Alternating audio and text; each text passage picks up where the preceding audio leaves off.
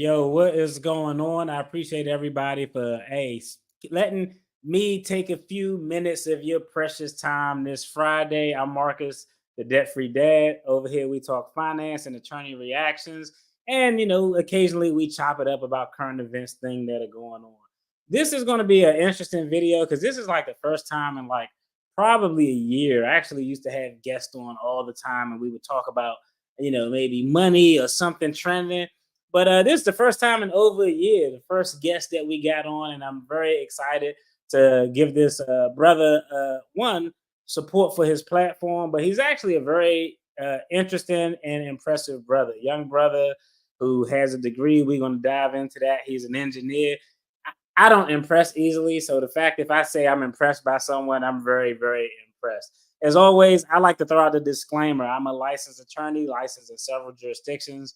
None of those jurisdictions amount to me being your counselor at law. So if you're looking for legal, financial advice, I implore, I urge you to find a professional in your area. I don't give a damn if it's a barber. Like, find somebody in your area, make sure they licensed so they could do what they are purporting to do and put out there on the internet. Now, this is going to be interesting because we're going to kind of pivot. We're going to talk a little bit about some job stuff, some unemployment stuff, especially as it relates to the Black community. And we're going to talk about some trending topics that's going on. Of course, we always got to dive into something exciting.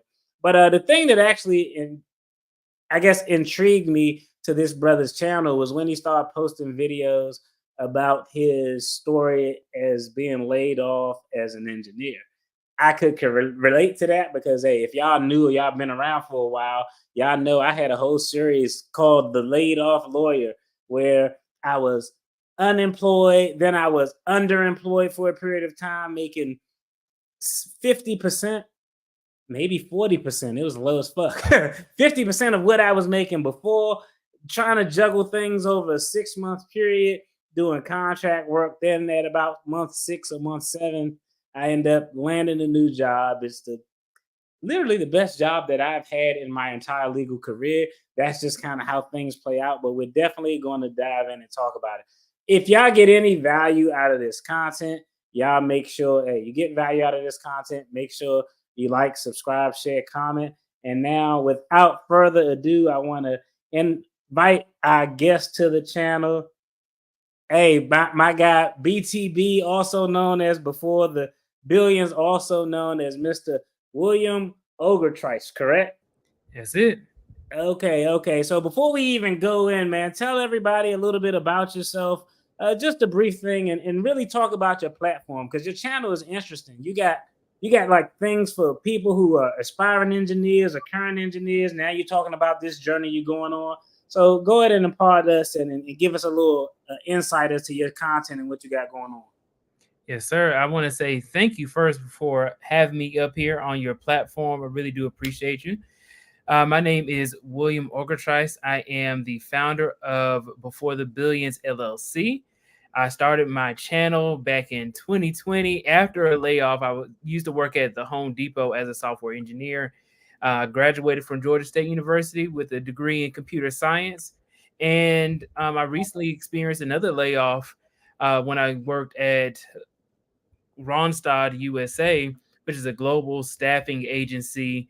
And I was working on their ATS system. So when we're talking about unemployment and people getting jobs, I actually worked on the tracking system that these recruiters use in order to recruit and source talent. So I was helping people to actually get jobs, and my impact was over 100,000 recruiters would use the tools that I would provide help for on a daily Nice. basis. So that's essentially what I do. I'm a data engineer. That's what I specialize in. So whenever you go to Facebook, you type in your profile, all the information that shows up on the page. That's the guy. I'm the guy who provides that information. So that way you have your own profile, your own feed. All that information comes through me. Nice. And your platforms, I know you on YouTube. I actually saw you had a second channel on YouTube. Yes. And I put your YouTube link in the comments. It's actually tagged in the description and the title of this video as well. But you also on everything, I'm assuming, right? Yeah. So I have Build Your Billions, which is the other channel where I interview professionals. Like it started off, the name of it was Black Men in Tech, and I was interviewing Black men who had technical um, jobs, technical professions. I interviewed a few VPs and directors of Nice. a big, large companies like Accenture and also at Ronstadt USA, and then also nonprofit organizations such as Technologies of Color, which is a nonprofit workforce development nonprofit organization that helps people get into tech. That's dope, man. That's dope. It's interesting. I was actually a computer science major. Then after getting my grades the first semester, I was like, man, I gotta switch to some shit I could get A's in because nobody gonna let me in law school with these grades. That's how I can tell you're a smart guy. I was like, yeah, this guy's a sharp guy. Now let's talk about that a little bit. So we talking your background engineering. How did you end up kind of selecting that as a major? Was it something that, kind of you always knew what you want to do? Did you get pushed in that direction? Was it a professor? Was it a parent? Was it just, yo, I think I can make some M's doing this? What was it that got you actually into that? Yeah, my dad got me into it. Nice. I wanted to be an artist, and he told me, "No, you don't want to be no artist. If you end up homeless, I'm just gonna laugh at you." And so he said, "You need to make some money." Right. I looked up on the degrees that make good money, and I just gravitated towards computer science because it was related to IT. And he has been a police officer for over 28 years, and he's been working for the Fulton County Police Department for 28 years now. And then also, he also would do IT for the precincts within Fulton County in Atlanta, Georgia. So right now he is a director of the 911 center. Okay, nice, nice, nice. That's cool. That's funny because I told my son the same thing. My son, I told you before we started, he's a first year majoring in biomedical engineering, but he's an artist. He likes to draw and Yep. he makes music. I've been in nightclubs with my son since he was 16 because he got to perform. And I'm in there, like, like can't enjoy myself because I'm the overly zealous dad. Like, all right, let me make sure people don't start wilding out in here. But it was funny because I told him the same thing. I was like, look, bro, you can do music or something you could double major in music or you could do that as a minor, but you need to pick something you can make some bread. So Yep. that's funny. Hey, shout out to your father for actually giving you that guidance. One of the things that I actually researched on because I was going to do a video. It was wealth by nationality, and a lot of people would assume that white America has the most amount of wealth on average per household, and that actually isn't true. It was actually Indian Americans, and so when I saw that, I was like, "Yo, well, why are they getting to a bag at a higher rate than everybody else? Like substantially higher rate? What is going on?" And it was three things that I identified that I think were important. One, the average age that their children stay home is 23 to 25. Because I don't know about you, but where I come from, they like, all right, happy graduation, get the hell out. Not every parent, but a lot of them do that. I don't know if you've seen that, but that's what I've witnessed. Yeah, I've witnessed it too, but not me personally. I lived with my mom until I was 25. I was helping to take care of her and my grandma. Right. That's the smart way to go. So that was one. Their parents stayed in a little bit. The kids stayed home longer, so they were more financially stable.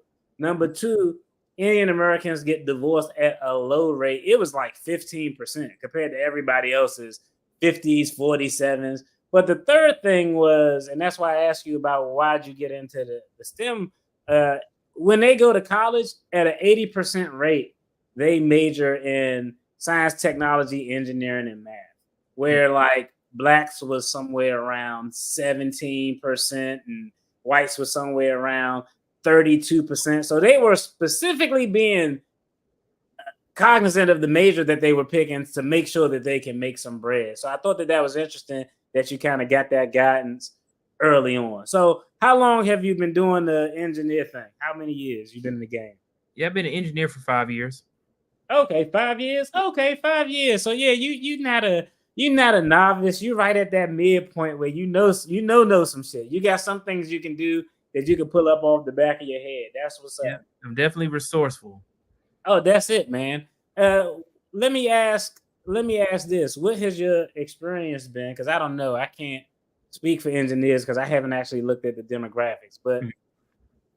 with the exception of the very first job I had, that was as a public defender, every other job I had after that I would consider corporate America, I've always been the only black male lawyer there. Every other job I had, I'm the only black male lawyer there. So what is it like on the? Is it a lot of us in your field that you're seeing, or what are the numbers, or what are you seeing out there? It's not a lot of us at all. I am usually the only black engineer, and then you Mm, have a lot of people who are in like non-technical roles, right, um, right.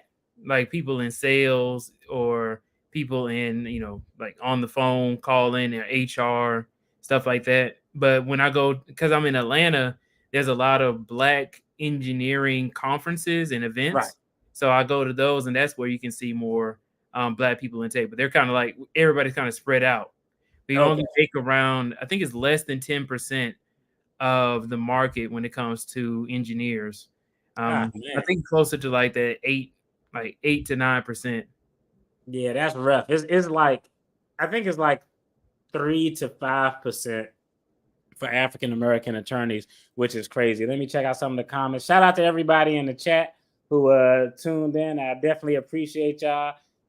Everyone pools money within family to help one succeed in business, and they pay it forward to future family members. Yep, that's correct, and that's something that I don't think we do enough of just generally in our community. Hey, appreciate them supporting my guy BTB. Definitely appreciate that. I knew an immigrant family, 10 lived in one house, pooled for business, then one house bought, still lived together because they could afford a second house and so forth until everyone had their own house. And I bet you it was on the whole block too. That's how it is. Like around my mother's neighborhood, used to be all African American, but they used that exact approach, leveled up, built up. Now it's probably like 60, 70% Hispanic population because they kind of grew it up. Same family also pooled money to send people to higher educations for those going to school to pay it back to the family. That's true, and that's definitely dope. So let me ask you, as with 8% of us in the field that you work with, how have you seen that played out? Have you seen like an experience? I know when I was in law school, one of the first things they told me, even before I went to law school, I was an undergrad, and my professor said, "Oh, if you want to be a lawyer, you're gonna have to learn how to keep a professional face because you might run into somebody who may do something or say something to you to elicit a reaction just so you can lose your position where you at." So how have you seen that as being the only brother there? What have those interactions been like on the race side of the game? Yeah, sometimes it comes up in conversation, and they don't really respect us a lot of the Right. time. And that's what I've experienced in several positions I've been in. Um, they don't give you the title. So then, like, I remember working with one of my old colleagues, and I'm like, hey, I have like 5 different projects I'm working on right now. I have to get it done within 2 weeks. Right. And then there's 2 other people on my team, and I'm in a leadership position just without the title of senior. And Mm, so I had 2 other people. One other person had work to do. They had like 3 other projects they're working on, and we still had more work. So I was like, hey, look, we got this other person. They have nothing on their plate. Let's go ahead and see if they can do this for the right. team. When I tell you, they called my boss immediately. They said, I think he should be able to do that. The stuff he's working on isn't important. So because he didn't tell anybody he had other work to do on a different team that wasn't related to us, and he didn't let anybody know. So we thinking you don't have any work to do. Everybody else is working. But essentially what happened, he told my boss on me that we gave him some work, And essentially what my boss told me is that, why is he giving me work? Right, right. Felt like that was disrespectful to him to give him some work, even though I have work to do as well. Let me ask, have you well, two things. First, let me know if it's the same in your profession. Every place I've been, I've generally been the only black. No, that place I was the only black attorney, period. Now I'm the only black male attorney. So there's a couple of sisters there. So let me ask, generally how it works in our profession is I get somewhere, it's crazy. This is the first job where I'm not the youngest attorney, which is wild because I'm in my 40s, which is wild. That's how you know there's some dinosaurs out there. But I get to a place, I'm normally the youngest or the only black person there. But I don't know, and you let me know. In the legal community, what I found is once I put my thumbprint down there, they're like, yo, this dude knows his job. I'm gonna be honest, I'm just keeping it a buck with y'all. I'm kind of arrogant when it comes to this attorney at law shit. It just is what it is. Like, hey, when it's time to go to work, ain't nobody gonna fuck with me. But once you show that, yo, I'm gonna do the job, I'm gonna do it right. I ain't gonna cut no corners. And when times are tough and it's pressure situations, I love that shit. When time is peaceful and nothing going on, everybody can look good because it ain't no real urgency. But when shit hit the fan time, that's the shit I thrive in. I don't know if it was the military or being in a war zone, just my mentality. So is it like that? Because once I kind of develop and I get that thing where everybody like, oh, that dude know what he doing. You kind of get we can't really fuck with you type of thing. Is it something like that in your profession? It is. It's a lot, and I'll be honest with you. You kind of have to be, right? You really have to be you have to be confident in your abilities, Right. but in a certain sense, you do have to have some sort of arrogance as well, because especially in this job market right now, like, yeah, I can do the job, but they don't care if you can do the job. They just want to make sure that you're the best fit for what they want, what their Right. vision is. Right. Right. And Right. one of the things I noticed is, wait a second, I have competition, but if you tell me in the interview, and I did like 3 interviews with you, and then you say, oh, well, I got to go through like 20 other people. I'm like, wait a second, I'm better than all 20 of them people. You Right. have to Right. Right. them in that sense. I'm confident in my abilities, but then I'm also confident that I'm the best fit for the role. So Right. you have to, kind of talk big. You have to talk about the benefits that you provide. Right, right, right, right. And that is a key point. Anytime you're doing on an interview or anything, people care about their ROI. They want to know what the return on the investment is. How can you provide immediate value to this organization? But the other thing too, and I don't know if you're like this. This is something that I think was beating me because I went to a HBCU for undergrad. I went to a HBCU for law school. So it was just kind of burned in my skull that you always got to look better than everyone else and be better than everyone else. So people laugh at me. I'd be like, dress down Friday. What the fuck is that? It ain't no dress down Friday for me. On Fridays, when everybody else coming in with their khakis and button ups, nah, your boy got a suit on, a tie on. And it just kind of is what it is. Because when you see me, I want you to always think like, damn, this dude professional. This is his standard. This even the CEO of the company came in and was like, you can dress down on Friday. I was like, it's all good. I was like, no, this is just kind of how I am. So I don't know if you kind of have that same mantra because I think the tech space is a little bit more relaxed. Y'all have like slides in y'all office and all sorts of stuff like that. So it may not be from a suit and dress and performance aspect, but just from how you do your work, how you put out your end product. You want to make sure that, I'm not cutting no corners. I'm crossing all my T's and dotting all my I's. Is that something that you kind of have? And if so, if you kind of like that, like, it's no real days off for me. I'm always going to be, when I'm at work, I'm always right here. If so, where'd you think you got that mentality from if you do have that mentality? Yeah, now we'll bring this up is that for other groups, you can kind of like wear the slides and stuff like that. But for us, we kind of had to dress like Right. just like how you said, you had to dress well and then, try to present yourself in the best way. And you have to understand that the work that you do is just only like the bare minimum, Right. right? Right. That's the bare minimum thing. Oh, I got my work done. Okay, cool. You did it good, or you did it fast. Cool. But even more so about that is the networking piece and building relationships with people. Right. Because guaranteed you can do your work and they still will lay you off just like anybody else. Right. Right. Or they'll fire you just like anybody else. You do your work and there was no issues or anything like that. But the reason why I say this is because I remember when like the whole team was laid off. I had this happen twice. 20 out of 20 to 23 people were laid off. One person was brought back in, and that's because they had a relationship with the senior vice president of Mm, and right. that's what I Right. mean. Right. Like when you say, like, oh yeah, they did their work, but they work on things that are highly visible. They get accolades, they Right. get Right. invited to all the parties, and they go and they mingle and they know these people.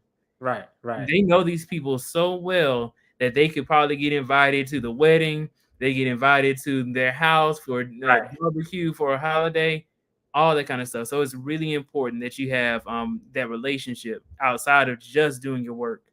Right. And that's fair because the other part of it is you can have someone who does the work, but if you don't fit in with the culture, you're just gonna always kind of be like that outcast, so to speak. So I definitely get that. I feel in Fortune 500, you have to balance confidence, but not over the top arrogance, and still be professional and demonstrate through action you got the goods to be there during crisis mode. Yeah, I agree with that, and how could I want to make sure when I say I'm arrogant is not a thing that any of my colleagues would likely say. But nah, when it's time to go to court, nah, bro, I'm about to. Nah, this is adversarial. This is the closest I could get to being on a basketball court, busting your ass. So I'm gonna bust you in this courtroom, not a basketball court. So you got to kind of have that work ethic is king and everything, in a pressure workplace, but not be ran over at the same time. I definitely agree with that. So let's talk about this a little bit. Let's take a pivot because you said you were laid off, right? Then you talked about being laid off previously, which I didn't know about. So again, similar situation. I was laid off and I was pink slipped in 2019. Then in 2023, I was laid off. So let's talk about this current layoff. One, let me ask, do you have a Tesla? No, I do not. Okay, because I see a lot of engineers who got laid off and they living in their Teslas and they making all sorts of YouTube videos. I was about to give you a free piece of content, bro. Be like, hey, live in that Tesla, man. Get them views up. But let's talk about this current layoff that you're dealing with. Mhm. And some of the conversation is going to be finance based. You don't have to talk about the numbers, but you can talk about uh you can answer what you want, or you can put it like if I say, okay, when I was laid off this time around, the first time I was laid off, I was fucked. I ain't had nothing. I was just kind of living. I had a little bit of money, but nothing.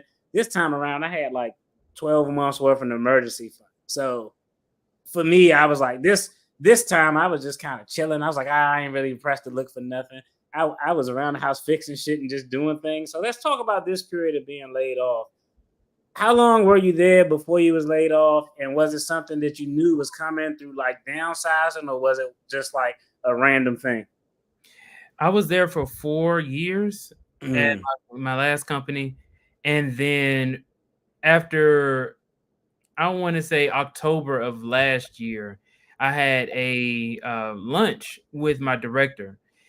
And he said something to me. He said, well, hey, William, there's some tough times coming. So he Oh made yeah, that's a red flag word. Tough times coming. right. He said there's gonna be some hard times, but tough times coming. And then I was like, okay, well, let me go ahead and start looking. Right. So I started Right, looking and I started noticing even back in October, November, that people were just kind of playing games. Like, you'd be interviewing, but then they would take months to respond back to you or right, stuff like that. So I'm thinking, okay, well, I'm interviewing, they're not saying no. I'm not like nothing bad is happening in these interviews. I'm going 3 to 4 rounds because in tech, it's not just a 1 to 2 round interview. It's 3, 4. The most I've ever had was 7. did they give y'all sorry to cut y'all off, did they give y'all like technical shit during y'all interviews? Yes. Okay, okay, okay. All right.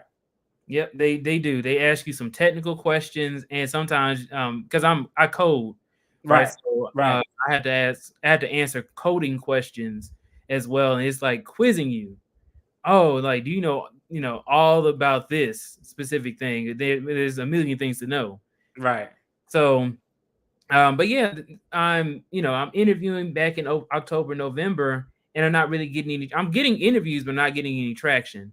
Right. And Right. then they let me know in April of this year that it was on April 1st that I'm getting laid off. Today's my last day. And I'm like, okay, well, I had some money saved up because he Right. let Right. me know ahead of time, like, that red flag. So thankfully I didn't have nothing, right? I had around like 30K saved up Right. time. So I'm like, okay, cool. Um, and then I'm interviewing, I'm going to networking events heavily, going to conferences heavily. And then I'm just putting myself out there. So, to answer your question is, I found out earlier on, several months beforehand, through, like hey, this may be coming up, to getting laid off. And I just didn't take any time off, just kept going. Let me ask, because you get laid off, so you had whatever, you had X amount of money in the bank as kind of a nest egg. Mhm. And I know you're a young guy, and I know you're a homeowner and everything, so you probably got a mortgage. Were you carrying any other debt outside of your mortgage, or you relatively kept your debt low during this time, or is manageable, is nothing, or is kind of wild? What would you rate it at as non-mortgage debt? Because one of the things I always call that I got a definition of rich versus wealthy, and for me, one of the like carrying the mortgage is fine. Even carrying a reasonable car note is fine if you can avoid all of that other shit. So for me, that first time I was unemployed, I had a gang of shit. I had credit cards and everything else. This time when I was unemployed, I was cool because everything was paid for but the mortgage. And the mortgage was crazy low. So I'm like, it wasn't that bad for me. Were you kind of in that position, or what would you say you were at just from overall debt that you were carrying at the time? They was like, hey, we're going in a new direction. Yeah, I actually had very low debt, right? I didn't have much credit card debt. Um, in addition to that, I inherited my truck from my granddad, so I didn't have a car note. And then my Right. student loans, luckily, I only have $4,000 for Oh, student. okay.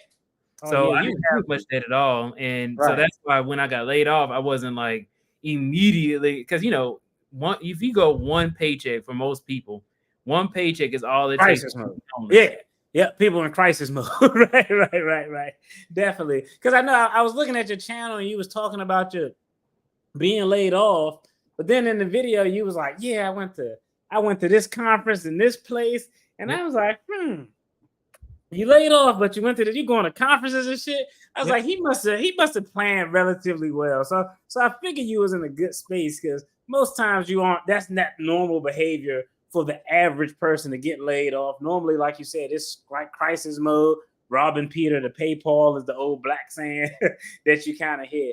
So all right, so and this is interesting. So you at this point you've lost your job. Now you're doing interviews. Let me ask, what opportunities are there for somebody in your field to get like temp work? Like for me, I could literally lose my job tomorrow, get on the internet, send someone a resume, and in a week, I could have a contract job working from home where I would probably make, $40 an hour. Not what I'm normally making, but enough to pay the bills and not have to burn out my emergency fund. So, do you have opportunities to do contract stuff like that during this time when you're looking for employment? That's exactly it. So that's also been helping me out too. I started doing consulting work, and Okay, cool, so cool. I started doing consulting work. I actually spoke with somebody called Better Wallets, and Yep, yep. I know exactly who that is. I had a chance to meet him. okay. Shout out to the people going to FinCon this year. It's a conference for financial YouTubers and podcasters. So I know exactly what you're talking about. Yep. And I was talking to him about it. He said, all you really need is 5 years, and you know enough to be able to do consulting. I've been Right. helping small businesses right now to optimize their websites. And Okay. yeah, it's easy work. And then, it comes with some challenges, right? But I'm a problem solver, and I can solve a good majority of problems, or be able to find out the answer to be able to solve out problems too. So yeah, I've been doing consulting work and getting some money through that. And then YouTube as well. So I got remonetized after Nice. a year of being demonetized. So YouTube has been paying me, and then also doing consulting work has been paying. Okay, nice, nice. So you got multiple streams. You got demonetized. Let me guess. You posted a content that they said wasn't original content. That's always the big one right there. Yep, it was reused content. Yeah, yeah, they got me. Like the NFL tried to hit me up the other day. The NFL gave me a content strike because I did a reaction to a Tyreek Hill's arrest. And Mm, NFL was like, nah, bro, we need to take all of that money from them videos. And I was like, what? And of course, I got it overturned because it was fair use, but they always going to try. So, yeah, shout out to you for having multiple streams of income. I think that's a definite big deal. Now, let me ask, from the time you were employed to where you are now and doing the consulting, and you kind of got some other things popping, but you're still looking for something that's the equivalent of what you lost, the job that you lost. right. Let me ask, is there anything that, you say, you know what, I can go without this or go without that? Like, because normally that was one of the things I did. I was like, when I lost my job, I kind of looked around and was like, do I have anything that I could probably get rid of that I really don't need? So did you find yourself cutting back on anything, or you still just kind of, because your lifestyle was relatively not too extravagant, you just kept everything status quo? Yeah, I mean, I cut off some subscriptions and stuff like that I wasn't really using. Right, right, right. Cut off like things like that. I still go grocery shopping, still go to conference. I went to a conference last week, but Right, right. the thing is that and I'm going to one next week actually, cybersecurity summit. Nice. But I do this, but I go for free, Right, right? right, right. Because I'm pretty active, so I don't have to pay for me being able to meet people in the places and in the roles that I want to get into. And since I've been laid off, I'll tell you is that I've gotten way more opportunities than I ever have, even when I was working my full-time job. So it's kind of like I had the opportunity to deliver a speech earlier this week. I was a keynote speaker at a company called Motion Recruitment, and I delivered a speech on software engineering and Mm. also the job market. How do you transition from another industry, and or if you're just freshly getting out of college, how do you become a data engineer or get into data analytics or become a data scientist and work on AI? And I gave them the sauce, gave them the game, and told them all these resources that I've been able to benefit from. Uh, Nice. the only thing is that it's just like a lot of people are not like hiring, and I noticed that that's the only reason why I haven't already turned over and gotten a job yet. Is Right. that right now people's budgets are not in the sense where they can actually hire. Right, right. Well, I think it's two things on that. First of all, this economy is tricky because it's not terrible, but job wise, we already know some of the job numbers were bogus. They came out and was like, oh, we overestimated the jobs. But Yeah. I think you'll see this is kind of a bad time to look for jobs because normally the key point is October 1st. Most companies, the start of their fiscal year is October 1st.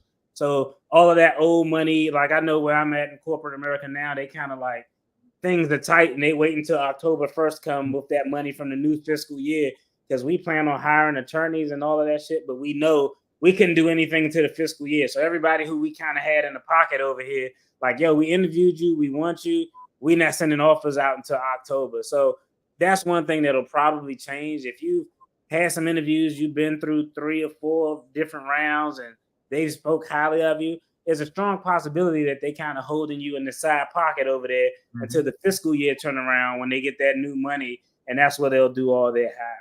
And Yeah. I know this because I paid. I don't know if I ever told anybody this.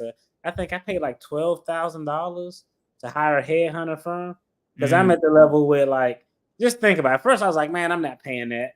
But I mean, when you get to the level that I am, like I'm not people in my position aren't going on Glassdoor and applying for jobs. It's all about networks and things like that. So actually went through a headhunter and I had a couple of offers at let's say they were, I would say probably Fortune 100 companies at Fortune 100. Ultimately, I ended up declining those because the I want to cash out in corporate America once my daughter's out of high school.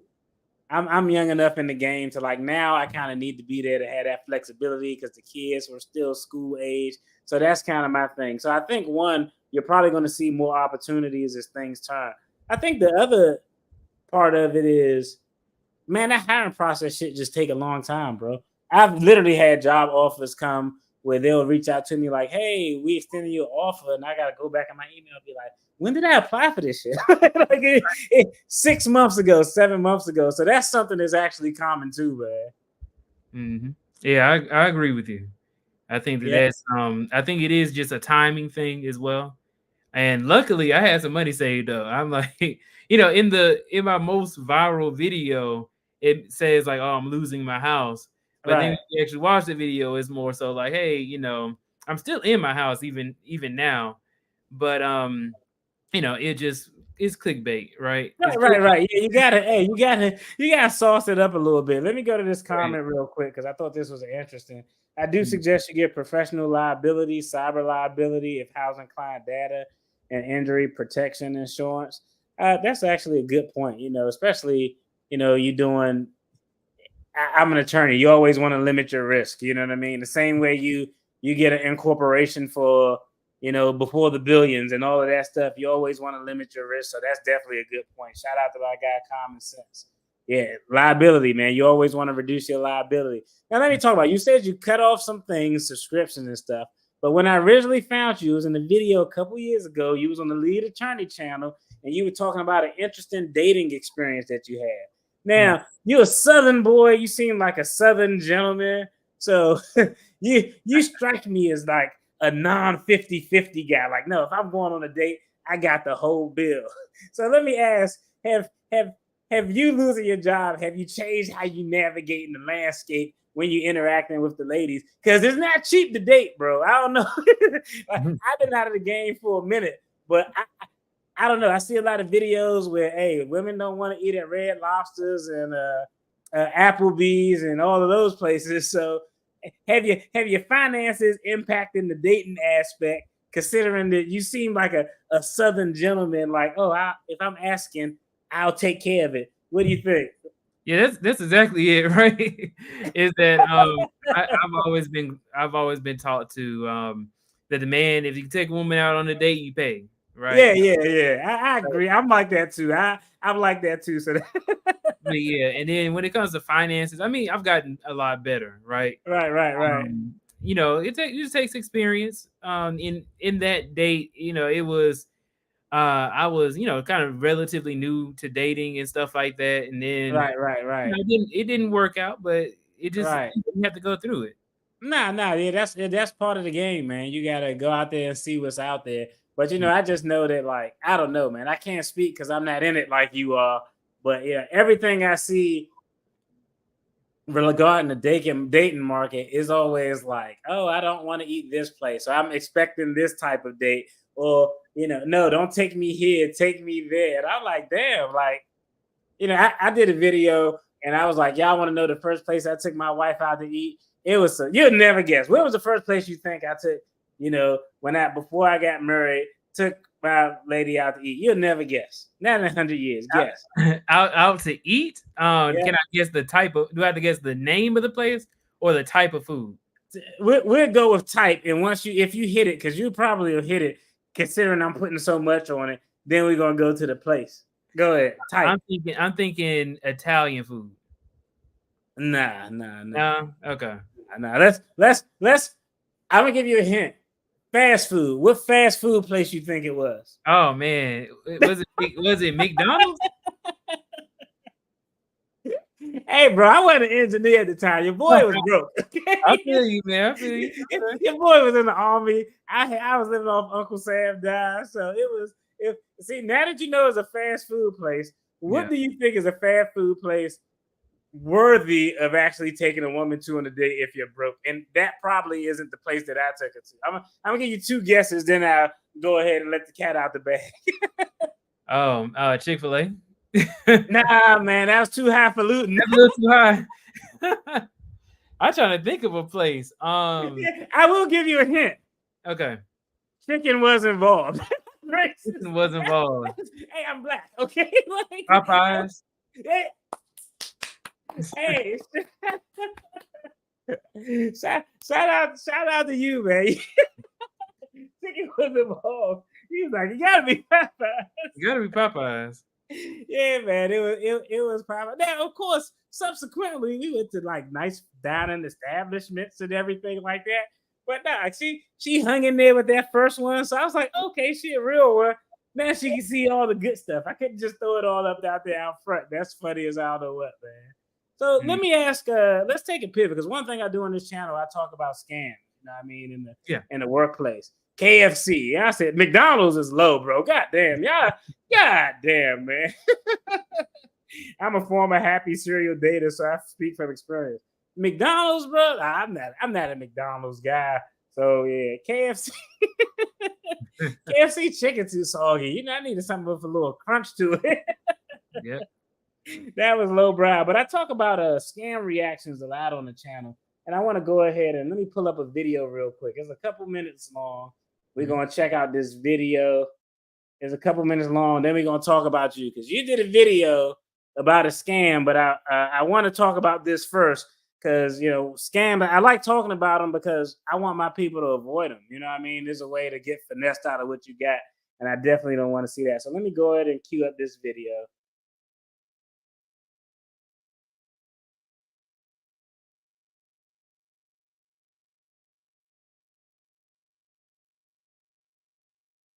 This morning, we're looking into fraud, and one of the fastest growing frauds in the country, scams involving jobs, job scams. There are more than 100,000 cases of so-called business and job opportunity scams last year alone, according to the Federal Trade Commission, and they've more than doubled over the past 4 years. Last year, Americans lost almost $500 million to these scams.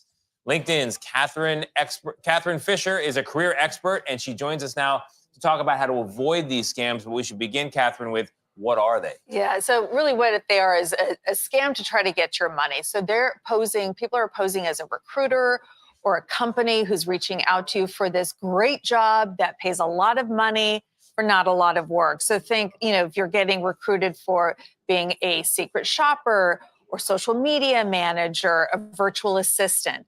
And what they're doing is they become so sophisticated that they've created these like elaborate websites, or the email will look like it's coming from a legitimate company, but maybe there's just one letter off. Wow. Yeah. And really what they're trying to do is they're trying to get you to give them your money. So they'll say, oh, hey, for this interview, we need you to download an app.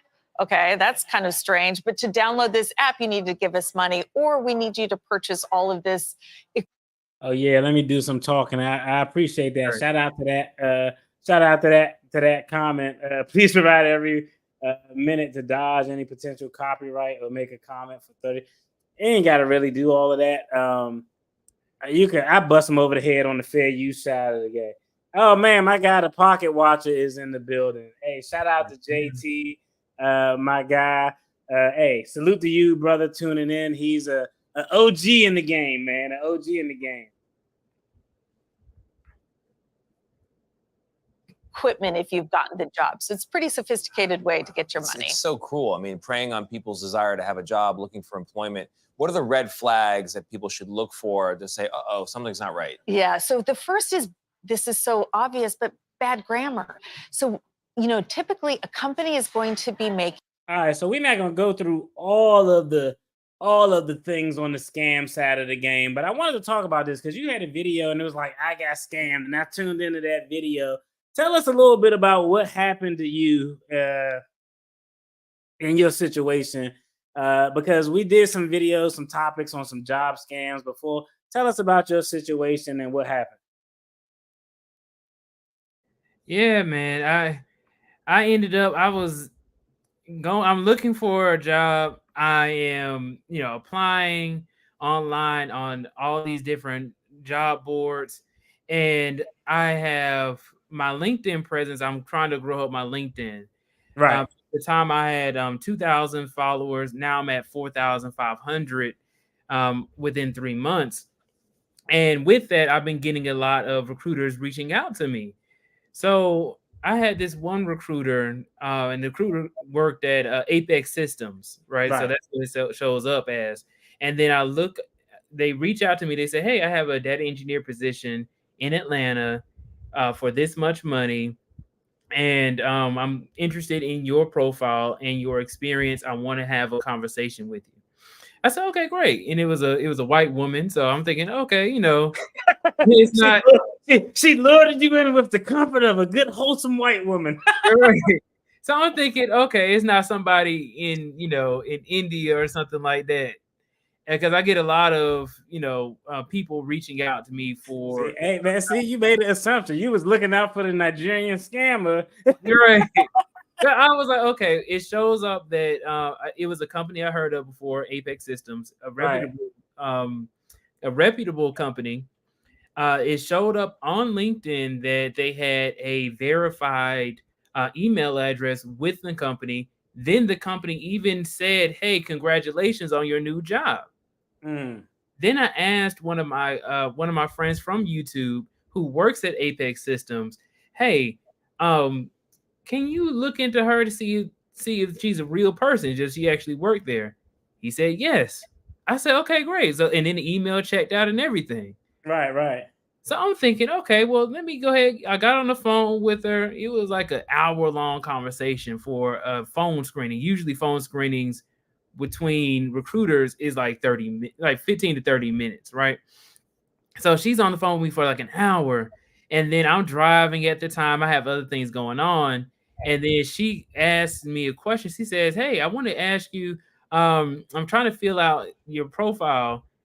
When is your birthday? You don't have to give me the year, but just the day and the month." So I said, okay, well, I was born at this time, right? And then a little bit later on in the conversation, she says, "Oh, and also I need, in order to complete your profile, I need the last four digits of your social." And Mm. I was like, wait a second, I kind of took a minute to think about it. I was like, Right. Right. Your spidey senses started tingling. yeah, something just wasn't right. So you asked me for my birthday, and then you asked me for my social security number. So then I'm thinking like, but I did kind of like this vetting process. I Right. kind Right. of Right. I did a few things first, and then I thought about it. I was like, well, can she do anything with just the last four? And I didn't look it up at the time. I was driving, so I didn't want to, text. Right. I told her the last four digits. And then she said, "Oh, okay, thank you." We talked for another 10 to 15 minutes or something like that.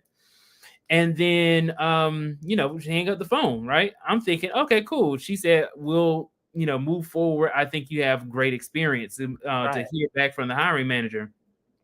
And things didn't click to where something bad happened. The thing that happened was I got a notification on my email like Oh. 2 to 3 days later. I hadn't heard back from her. She said like the hiring manager was out or something like that. She'll get back to me, right? So 2 to 3 days later, I got an email from Credit Karma, and it said, "Hey, you have an unconfirmed card on file on your credit." And then I said, "What is it? I didn't open up any new credit cards. So Right. let me check it out." I look into Credit Karma. I see a new card that had been put on my uh credit, and it's with Synchrony Bank, and it was 17,000. It's like $17,050, something like that, right? Mm-hmm, mm-hmm. And and this is crazy too. If you get into some credit card debt, for anybody who's listening, please understand that these minimum monthly payments are so high. It was $570 per month that you had to pay for that minimum for a $17,000 credit balance. Absolutely crazy. Luckily, I was able to get that disputed and get that off of my credit. Put in a file through TransUnion, Equifax, and Experian, and it is off my credit.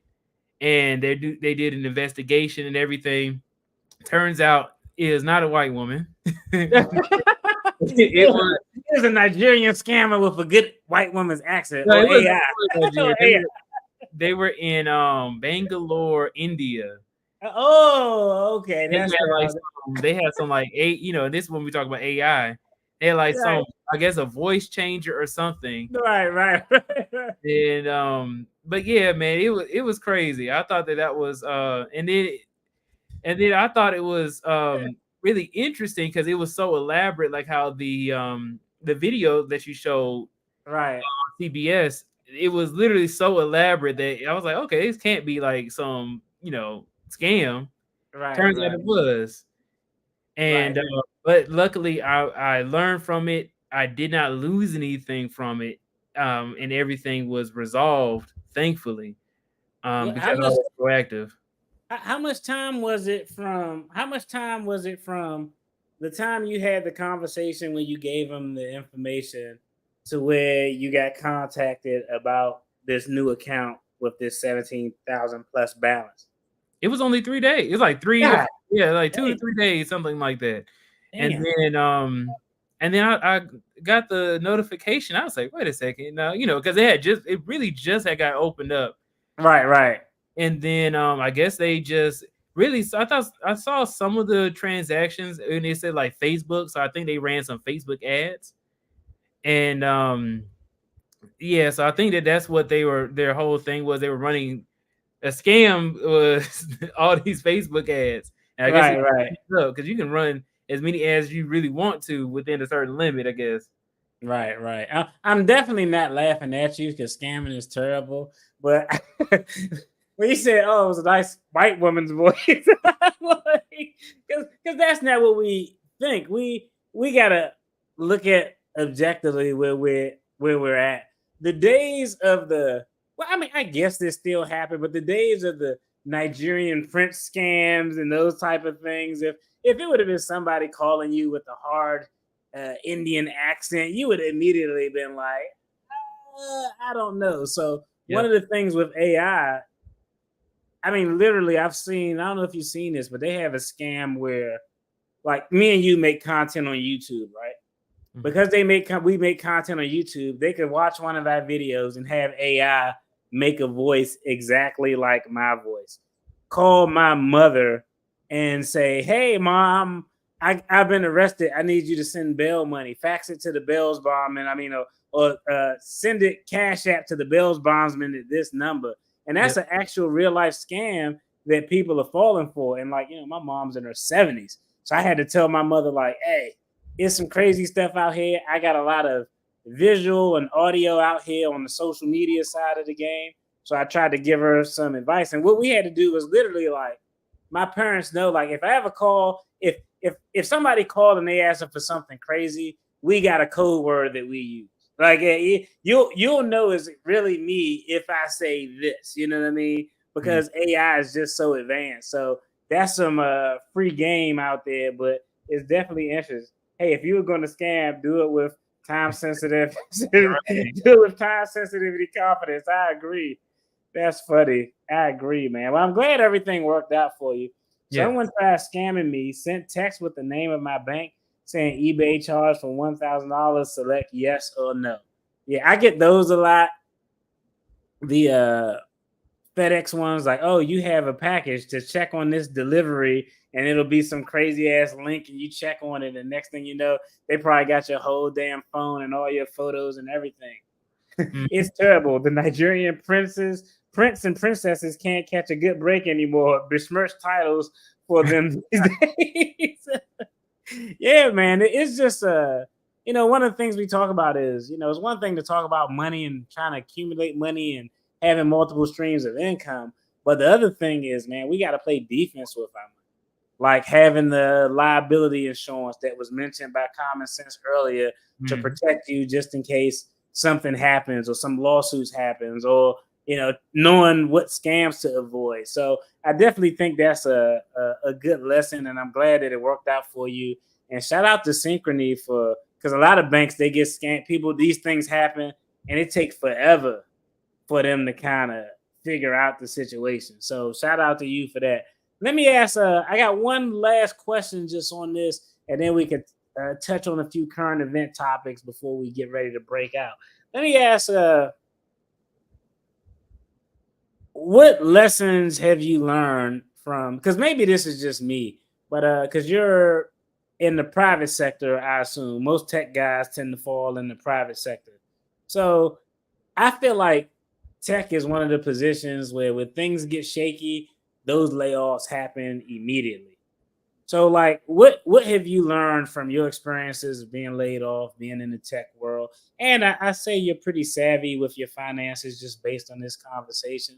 What are the like top three things that you've done to help you kind of stave and tread water during the course of this period of unemployment where you probably have some income but not as much as you had previously? What are the top three things you did that you think helped you to be able to kind of keep your head above water as you're navigating this job market? Yeah. So, well, the thing that I've learned is that your network is your net worth, right? So the Mhm. people that you know really do help and influence the trajectory of your career. Right. So the top three things that I've been doing to be able to tread water in this time is I did start doing consulting. It's something the skills between working in corporate America and consulting do not translate. They're like totally different skill sets Mm. because I have to now I'm an owner of something, so I had to put on a lot of hats, and one of the biggest ones is sales. And I was not getting sales experience as an engineer. I'm Right. as an engineer, I'm not public facing at all, so I don't have to deal with a lot of the issues of people not wanting to pay you and stuff like that. Yeah. You can do a lot of free work Yeah. if if you don't know what to do. Um, but and then people will just take up whatever they can from you and not pay you, and you could be homeless and they still will want something from you without paying you. Yeah, So that's hunting people down for money is. I had my own practice for a short period of time, and I mm, realized that I'm an excellent attorney, not so much as a good businessman. And it was interesting because I mean I would represent people, and I mean they would try to pay me in Rolexes. One guy tried to write me a check, and I was like, dude, one of your charges was literally uttering a forged instrument, and you think I'm gonna take a check from you? So I definitely kind of get that. So what was the other things you said? So yeah. starting that second stream of income, and you say even though it's good to have an alternate means of income, it challenged you because now you're wearing different hats, the sales, the marketing, kind of putting yourself out there in the business aspect of it. So I definitely get that. Mhm. Yeah, another thing that I started doing to just keep afloat was, for your mental health, you have to be able to exercise, man. I joined the run club, and Mm, I have enjoyed it. I've always been in the gym for the past 4 years. I've been working out consistently, but that community that you gain goes in hand with that network piece. mm-hmm. I meet a lot of people. That's where I met Better Wallets at, and Okay. I'm Andre C. Hatchett, several other people as well. I don't know if you know who Andre C. Hatchett is. It's just he's another business guy who is very successful here in Atlanta. Nice. And one of the things that is that a lot of people will be able to give you advice on how to be able to not only get out of situations but also scale to get to the next level, because you gain mentors that way, Right. Right. and your mentors help you out through so many different like pitfalls, so that way Right. you can learn from their experience.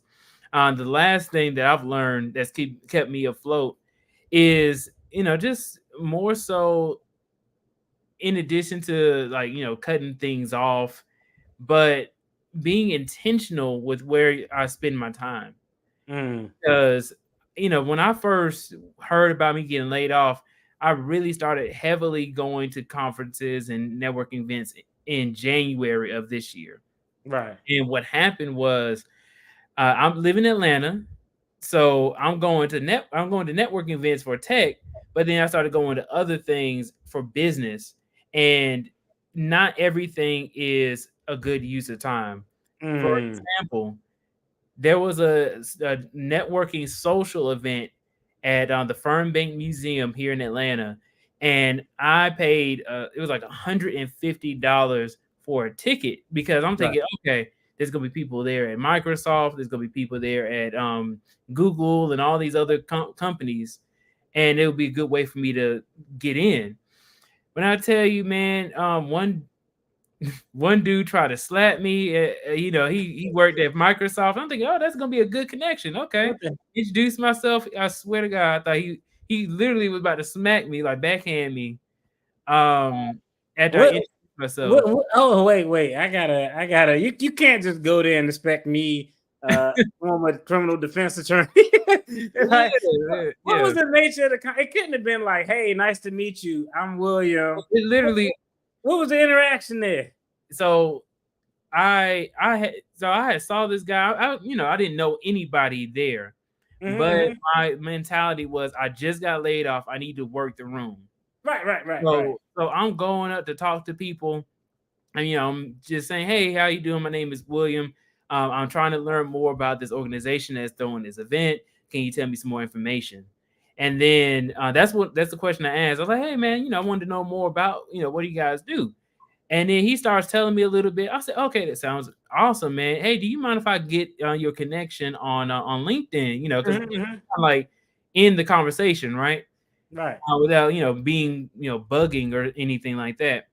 And then I swear he didn't. I guess he just didn't want to give me like his LinkedIn or whatever. But he was like, "Oh yeah, sure, man." He pulls out his phone, and then he's like taking his time, and then the photographer comes over. He's like, "Hey, we're gonna all take a picture." Right.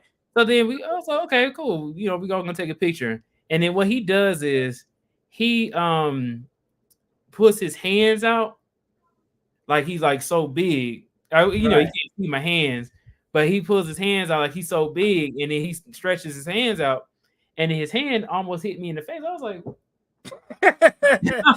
wait a So he second. like, yeah. I see what you saying. So he did that, and then he's like, "Oh man, I'm sorry, man." I was like, "I know," because it was on purpose, right? It wasn't Right. it wasn't like oh, I'm just gonna do that. Like that's my a normal thing I do. Right. But yeah, that's what happened. I was like, yeah, this is not the right crowd. And then it turned from a networking event to a twerk off, and there's women over here. Like I introduced myself to one guy, and then he was like, "All right, get out my face." And then some girl came over and twerked on him. Then I was like, "Yeah, it's about time for me to go." This was in Atlanta. It's in Atlanta, and Okay, it's it all making sense now. a fancy event too. It was a fancy event. Yeah, it was just. I was like, they about to bust it open for a real one. I feel like I wasted $150 trying to gain more connections because I was like, Right. I try to get people who can get me a job. Right. No connection there was worth it. So I learned that it's best to go to the ones where you get the best return on investment, and you can see where.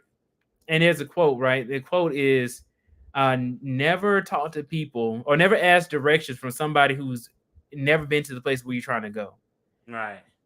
So I started going to more events relating to data engineering or relating to technology, relating to software engineering, coding. And then I've met a lot of great people who have given me referrals, who have said, great things about me in rooms that I'm not in. And I've gained a lot more opportunities, like the ability to go to conferences for free, Right. the ability to go to networking events that cost $200 to $300. The most amount of money I was able to get through networking, like a conference, it costed $2,000. It was a conference call, Damn. $2,000 in Las Vegas, called on Google Cloud Next, and I got that ticket completely for free, and paid for through just networking. And Right. I met a lot of great people through doing that. So I had to get more people who were interested in the same things as me, who could help push me to get further. So Right. that's the third thing. Without being too long-winded, that's the third thing that I've gained. Those are all good. Let me tap into some of these comments right here. The latest is the grandma, I'm in jail. I happened to pick up my mom's phone and they tried that on me. This was not my son. Yeah, they'll reach out to grandparents. Understand client goals, simplify the process, how to get those goals that is palatable and understandable, professional, and at the same time provide a likable personality. I agree. It's a funny consultant mug that I'll probably grab and send you away. Simplify the explanation of the process to get the goals. Keep realistic timetables to achieve better deadlines. Don't oversell it and allow wiggle room for those timetables. Those are all good points. Sound like a guy who lacks his own confidence and found you competition in the threat. The smack guy, yeah, he tried to get you up out of there, man. You was he's like, who's this brother coming trying to steal my thunder? But it's interesting because when we talk about just dealing with job loss, you got to understand there's a process. And I'll tell you, I won't tell you what headhunter firm I hired, but they were mad cool. It cost me 12 racks. And I ended up not picking a job from the ones that they actually kind of put me in the position to get, right? But they were so cool. They were like, yo, we actually think this opportunity you're going to take is an actual good job for you considering your background. So what we'll do, they didn't have to do this. It's like, what we'll do is here, take half of your bread back and work in this job right here and do it for 24 months and reach out to us. And if you want to go back and test out the waters again, we could just ante up the difference. And that way, and I was like, damn, that was cool. But they did, one of the things they did is exactly what you're doing. They pretty much teach you how to, most people on LinkedIn and they just send in requests and all of these things, but they actually teach you how to use like LinkedIn as a network and use the search mechanisms and tools. And I'm going to give you a quick example. I'm looking for a job. And what I did was I would go to a particular job. Once I go to that job, I would look at vacancies they had. Then once I seen the vacancies they had, I would go back and do a search for people in like my area who had the same title or the supervisory title of those vacancies. And then I would do that search. Then once I saw people who had the same title as that vacancy or the supervisor position to that vacancy, I would look at their connections and identify if I had a second or third connection. Once I saw I had a second or third connection, I would reach out to that second connection. And I had a little, I had a little generic thing I would send, and I would touch it bases with that second connection. And that second connection plug me in with the person who I really wanted to talk to, because it's different from cold calling the contact versus somebody who they know and through a second connection actually introducing you. You see what I'm saying? So they actually taught me a lot of the games on how to be able to utilize LinkedIn. And man, I've gotten interviews with partners at top law firms that weren't even advertising just from using LinkedIn and like, oh, I know this person, they know this person. Let me reach out to this person and ask for an introduction. So that's definitely a good thing, a good resource. And generally with dealing with job loss, a rainy day is going to come. At the most basic level, if you haven't lost a job, you will lose a job. You will get a medical injury. You're going to have something happen to you throughout the course of your long life that is probably going to knock you off of your employment horse. So just put yourself in the best position to absorb that shit, man. One of the things is, like you said, having some type of emergency fund stashed away, having a lifestyle that's actually within your budget, so you're not over living more than what you have, having low consumer debt. All of those things put you in a position where you're looking for a job, but you're not, you don't have to start a GoFundMe like, hey, I don't want to see a GoFundMe. Keep BDB afloat. Right. something like that. So definitely shout out to you, man. Before we get out of here, I want to get your opinion on a couple of topics, 2 topics, and one is of a Georgia boy, man. And I'm not gonna play this video because I don't want YouTube to come after me, right? But let's pivot to the sports world real quick. We're gonna talk about Shannon Sharpe, okay? So my phone was blowing up. People was like, "Yo, man, you see this? You heard about Shannon Sharpe video?" And I'm like, "Whoa, what is going on here?" And so apparently, and I think Shannon Sharpe's a Georgia guy too, if I'm not mistaken. But apparently, he accidentally goes live during the course of this rendezvous. Who the internet found out who she was? Did you see that? I did see that. Yeah, the internet found out who she was, and hey, shout out to you, Shannon Sharpe. Shout out to you, Shannon Sharpe. I was like, okay, but do you think that was done on purpose, or do you think that he's just an old man who don't know how to work a live stream? What are your thoughts? I think it was done on purpose because it's too many steps for you to go live. It's just too many. You had to like have the Instagram app open, a swipe to where it say live, click on the button that say live and give it a title and everything else. Like, there's too many things you need to do in order to go live. Right. Like, see, I thought that'd be a great question for an engineer because I was like, I used to go live on TikTok to talk about topics that are probably a little bit more risque than what I would want to put on YouTube. You know what I mean? And like I said, to go live, you gotta go live. You gotta take a picture for a thumbnail. You gotta put a title. Then once you're ready to go live, they ask you, "Are you sure that you want to go live?" So yeah, it makes a noise too. It has a countdown. And it like. I said the same thing. I was like, because at first I was like, man, he just he don't know how to use his phone. But then when I thought about it, I was like, nah, bro, you can't do all that, man. Doing all of that shit. No, it's no way that was an accident. You did all of that stuff and then set it over there on the table. I don't know if you wanted some extra, but I will tell you, he finessed it into a payday. After that video went viral, he got an offer to work in the adult entertainment industry, which he declined because it was something like I don't know what Shannon Sharpe making from ESPN and Club Shay Shay and Nightcap and all that stuff, but it was like a couple $100,000. So Shannon Sharpe, he ain't doing that. But he did actually sign a deal to be like a sponsor for some like erectile dysfunction medication. So shout out to him for turning this bogus ass accident into a actual real deal thing. I think that's a little bit wild. All right, let me ask a topic. You're a homeowner. How long you been in your home? I own my home since 2022. So it's been okay. 2022. I always get in a debate with everybody on this channel because people go both ways. All right.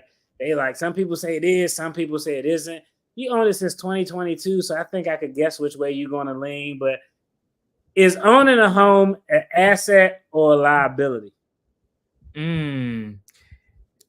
If the home that you live in is a liability, unless it's like a duplex, right? Unless so you don't have a duplex, you have like a home with just you, right? Family home, yes. Why do you consider that a liability? Well, because imagine all the money that you had to put in to your home and it doesn't make you any money. Because you're not really guaranteed to be able to make any, and that's with any investment, right? Right. You have the ability to lose money. And it's not guaranteed that all the money that you put into your home that you're going to actually get back. Because I had to change like the air conditioning units, and that's several thousands of dollars. Right. The hot water heater, just thousands of dollars. It's like a whole bunch of things that's thousands of dollars that you had to pay just to live in the house, but you may not get it back. And then if you add on things, it does not guarantee that it will appraise to be more, right? Like it's adding on another room. But if you add on, like, you change the paint or something like that, you pay several $100s for that. That may or may not lead to you getting more on your investment. So that's why I say it's a liability. But if you like have investment properties, right, those could be considered. I would think those would be considered assets. Okay, so it's fair, but the same things that you complain about in the home you have will be the same shit you'll have to deal with in your investment property. Take it Yeah. from somebody who has investment properties. Everything that you complain that makes it, those same things hold true in investment properties. See, I knew what your answer was going to be because you haven't been in your home that long. And let me Right. tell you why. I think your primary residence, now, if you got more house than you can afford, that's just a decision you made. It's probably going to kick you in the ass. But I generally think your primary residence, if you got a place you can afford, is an asset. Now, let me tell you why. I don't think you realize the value of it until you're in year 4. All right. Okay. And I've never put this video out. I might redo it and put it out. But I did a video. I purchased my home in 2018, right? And I looked at the square footage, the amount of rooms, and from 2018 to current, I looked at what I would have paid on the rental market for a comparable property. Mm-hmm. What I would pay for a comparable property now is, let me see. I tell the numbers. Ain't like I had never put them on here before. My mortgage payment is like $2,200 a month because I had a chance to refi when rates were low at like 2%. Mm-hmm. So I was able to refi. I paid $2,200 a month. So that's what I've been paying to rent a comparable place to what I have now in DC. I would probably spend between $55,000 to $7,000. What? So, yes. I tell you, my place, I got a nice place, 6 bedrooms, 3,000 square feet. I got a hell of a deal. And when I Yeah. bought it, I had to put money into it. I had to spend like $20,000 to dig up the whole front yard to redo the sewage line. And I did the math. Even with that $20,000, all the repairs, what I paid for insurance, I calculated that from 2018 to like 2023. If I would have been in a comparable place renting, the rent were going up somewhere between 7 to 14% every year. I wouldn't be able to, there's no way I would be able to afford it. So I generally say that your home is an asset, but you don't realize it. You don't realize it as an asset until you get to about year 4. Because at year 4, all those repairs costs, they kind of stabilize themselves. The HVAC unit is relatively new to so year 4, those costs stabilize themselves. But also in year 4, now you can really look at, hey, I live in a place this size with this many rooms. Let me see what it would cost me to rent this type of place. And you can see how those rents have gone up and up and up. We always we could argue over that. You know, a lot of people say liability. I think it's more of an asset. It's all good. As long as you tuned in, brother. I appreciate it, Justin. Taxes, upkeep, yeah. If your mortgage is paid off, it's definitely an asset. That's actually the next question I was going to have you. It's a liability if you don't trim your trees and put away your loose outdoor things during high winds. Right. Yeah, that's fair. And if you're at a place like Florida or something, but like I know insurance high as hell, yeah. Hey, as you updated those things, notify the insurance with receipt. It helps sway the premium reviews on insurance. Oh, that's a good. I didn't even think of that. Yeah, inflation. Yeah, AC, water heater, anything that helps the home defer potential claims. Same as roof. Send receipts to those things. Put them on file with your insurance company. Good advice. Also, if near ponds, retention basins, water sources less than 4 miles from you, yeah, flood insurance. They'll tell you, like, I'm not in a flood area. I don't want to live nowhere where it's like natural disasters. Annual for a 5K deduct, no savings, time of claim. Yeah, you need insurance on your insurance. You need insurance. So let me ask the second question. And I don't know, you may have paid off your place and paid off cash or have a mortgage. I used to think one way on this, now not so much. And it's about paying off the home that you live in, right? I used to think like, you know what? I'm gonna pay this shit off as soon as possible. Once I got my student loans out the way, I was just gonna start throwing whatever, everything extra at the mortgage. Now I'm like, I don't know if I'm gonna do that. So, and this could be a starter home. You may move into a second home. Generally, do you think, or are you in favor of paying off your place as early as possible, or you kind of one of those people where I'll do something else with that money and just pay my payment throughout the years? It's funny you asked that because I was in the position when I had my old job. I paid, I got the deductible and everything. I got the down payment for the house. It was like $20,000 that I put down on the house. And then I put extra money. I was able to put an extra $1,000 per month on Mm-hmm. my mortgage when I first got in. So I was like, okay, because I had some extra money, and luckily I got in at that same time when the rates were really low. Right. So my rates were low, my monthly payment is low, and then I said, okay, let me put on some extra money to pay off my mortgage even faster. Right. Right. I did that immediately when I first got into the home. Now that's one of the things I had to change, right? Right. Get laid off. Cause but I'll tell you, I was doing extremely well for myself. And I got my house at 25, right? Right. And then now I am, just building. I am building. Right. Yeah, you That's got our you truth. got Mhm. no, you got a lot of time though. And I bought my first house at 25. For me, is I used to think I was gonna pay it off because I had, I got a professional degree. You talking in 2021, $239,000 in student loan debt. Now I got it to 31,000, I think. And I probably could pay it off, but now I'm like, oh man, it's just so low. I send them some money every month, and then my job pays off a certain amount every year. So I was like, I'm not going to drop a whole 30 if my job will pay $6,000 a year for 3 or 4 years. I let them do that. You know what I mean? I'm not going to waste the whole 30 bands if I don't have to. But on the house, I initially thought it was a good idea, but now that I refinance and the rate is so low at 2%, I guess for me is I gave because the two expenses you're going to have in retirement that are the highest, I try to look at it from a smart way. Health insurance is number one. If you're retired, the number one expense is health insurance. The number two is your home. I'm not too worried about health insurance because I'm a veteran. I got all my health insurance through the VA. So I'm good on that. My wife's a vet. We're good on that. The next thing would be the home, right? And so paying off the home isn't as important to me as the ability to pay off the home. So what I mean by that is instead of throwing extra money at the mortgage because I got a 2.2% rate, I take that extra money and I just put it in a brokerage account. Because for me, I literally just turned 43, 43. So my age I gave is like, by the time I turn 51, 52, wherever place I'm staying, I want to have it paid off. So I'm just going to keep putting that money in a brokerage account, and because I can make way more in the market. I think right now I looked at one of my portfolios, it's like 20% on the year versus paying off this 2% mortgage. It just didn't make any sense to me. And as long as by the time I'm 50, 51, I got the money somewhere to pay it off if I want to, I just want the ability to pay it off.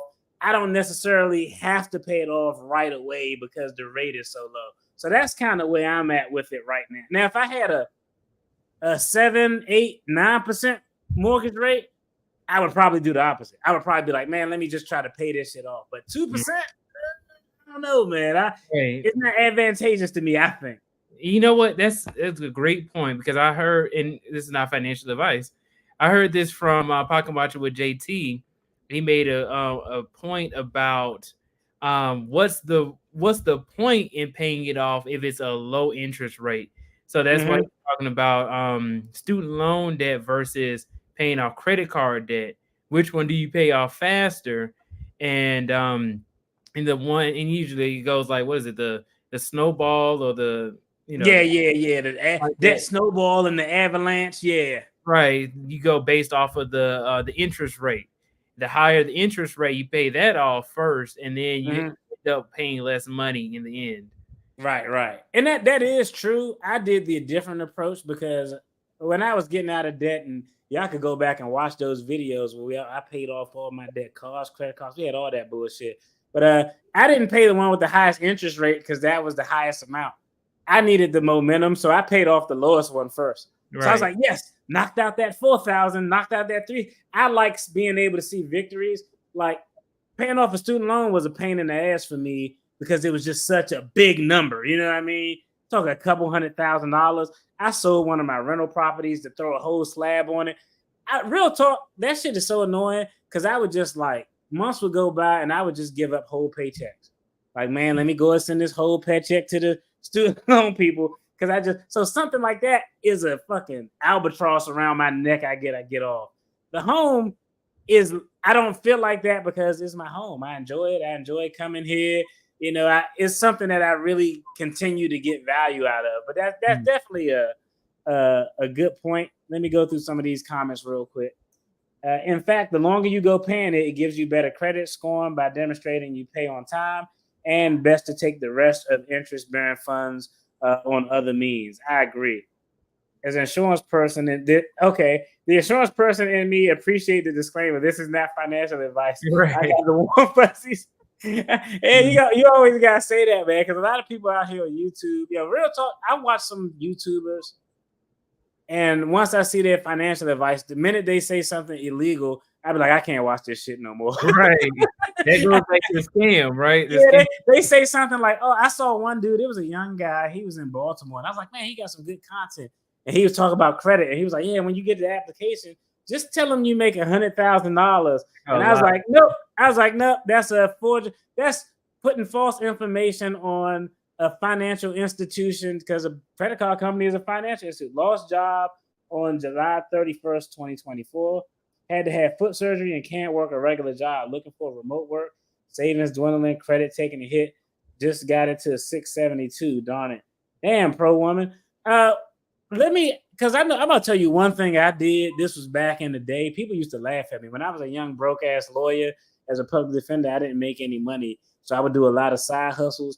One side hustle I was good at, and I made a lot of money for a little effort. This sounds wild, but your boy DFD was nice on the telemarketing side of the game. The telemarketing side of the game, like now you can sit at your crib, do it at a laptop, and it was literally just a script they would give you. Like if you, let's say it was, I don't know, most people do credit card stuff, balance transfer, but whatever it is, they would literally give you a script. And if the person say, oh, I don't want it because of this, if they say because of this, come back with this. And I was doing that. You got an hourly rate, but also they gave you so many incentives. Like, hey, if you get X, you get this bonus. If you get this, you get this bonus. Man, I was coming home with extra $1,000 and some nice extra TVs and shit. I was getting all sorts of stuff. So telemarketing is one of those things where if you got a good personality, I used to have I actually pulled the page out your scammers book. I had to change my voice. I'd be like, hey, how's it going? This is Marcus. I'm calling on behalf of MBNA. Hey, great to talk to you today. But it's actually a good opportunity. And if you're on the East Coast, like, federal law says they can't call your house past a certain time. But it was perfect because once that time hit, I think it may have been 8 or 8:30 p.m., then you just transition and all your calls would be made to the West Coast because they were 3 hours back. So it allowed you to work to like 10, 11, 12 because you was on that West Coast time. So that's always a good option. Hopefully you can find something. Hey, check out the playlist I got. Check out Before the Billions channel as well. He's talking about his situation. So hopefully it could give you, a little bit of help and, just hear other people. We all dealing with that shit. We all dealt with it before we got through it. And you're going to get through it as well. Yeah. And trust me, I know I lost a job and I had to have a craniotomy. If I turned around and showed y'all this scar, y'all be like, man, where'd you get that scar from, DFD? So trust me, I understand job loss because of a surgery and all of those things. So you definitely got prayers and our well wishes coming forward.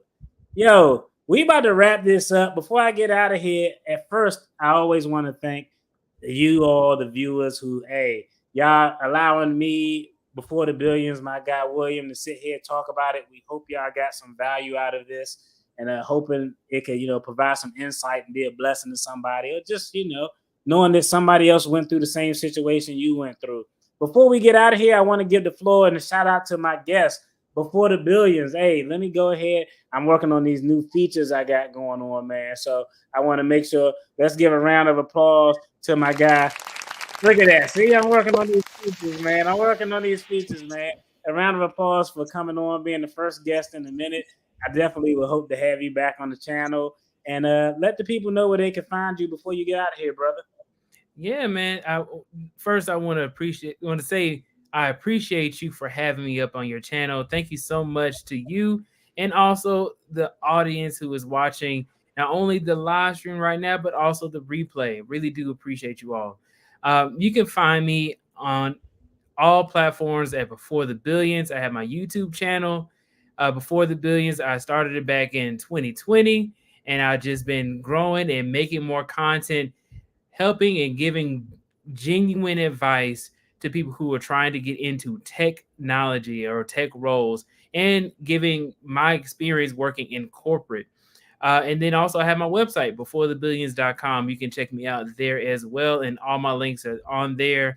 And yeah, that is where you can find me. Thank you so much, Debt Free Dad, for inviting me up on your platform. I really appreciate it. Oh, no worries, brother. Hey, everybody, if you're watching on the replay, hey, check out whatever's going to pop up on the screen. And I'm going to make sure I link his channel. It's already linked in the description and the title. I'm going to pin it in the first comment once I put the chapters in. Y'all be safe. Have a good weekend. Peace.